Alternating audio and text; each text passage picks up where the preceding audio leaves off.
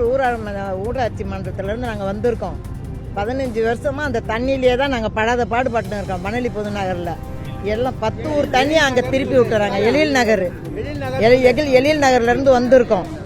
10-15 வருஷமா தண்ணி ஊருக்குள்ள வந்து வெளியே போறதுக்கு இல்லாத 15 நாளா நாங்க கஷ்டப்படுறோம். வீடை கிளீன் பண்ணி எடுக்கிறதுக்கு 6 மாசம் ஆகுது. பிள்ளைங்க அதுக்குள்ள 10 பிள்ளைங்க நோயில பட்டு போகுது.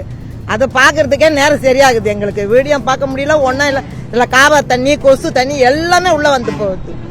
நாங்க என்னதான் 15 வருஷம் மனு கொடுத்து அன்னைக்கு எம்எல்ஏ வந்தாரு. அவரும் பார்த்துட்டு நடு ரோட்ல உட்காந்து போராட்டமா பண்ணி பார்த்துட்டோம் சார். 2015 இவ்வளவு நாங்க கஷ்டப்பட்டு இருக்கிறோம். வந்து என்ன ஏதுன்னு கூட வந்து பார்க்க மாட்டாங்க. கலெக்டர் வருவாருன்றாங்க. கலெக்டர் வர்ற மாதிரியே தெரியல. எங்க ஊருக்கு கொசஸ்தல ஆத்துல இருந்து வருது. ஊரு உள்ள வந்து போகுது.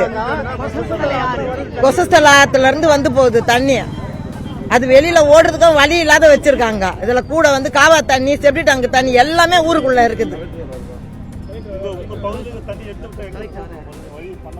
வழி நீங்க தான் கண்டுபிடிச்சி பண்ணி கொடுக்கணும் எங்களுக்கு. அது தண்ணி ஓடுறதுக்கு உண்டான இடத்துல பிரிட்ஜ் இருக்குதா, பிரிட்ஜ் கட்டணுமா. அதை கலெக்டர் எங்களுக்கு பண்ணி கொடுக்கணும். இன்னும் வரவே இல்லை. வந்தாராமா நம்ம ஊருக்கு? வரவே இல்லை. எம்எல்ஏ மட்டும் தான் வந்தாரு. மழை பெஞ்சு தண்ணி பிரிட்ஜ் கட்டிட்டாங்க. பிரிட்ஜில் இருக்கிற தண்ணியெல்லாம் எங்க ஏரியாவுக்கு தான் வருது. அது வந்து காவா இது பண்ணி வச்சுனாங்க. இப்போ காவா மூடிடுறாங்க. மழை பெஞ்சாதான் கொஞ்ச நேரம் திறந்து விடுறாங்க. மிச்சம் தண்ணியே போக மாட்டேங்குது.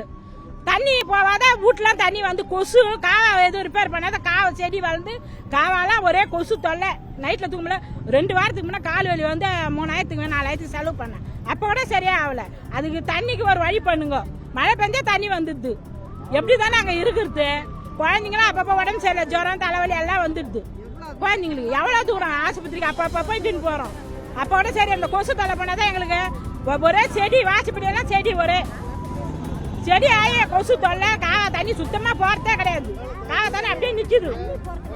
தண்ணி போகிறதே எங்களுக்கு வழி பண்ணுங்க.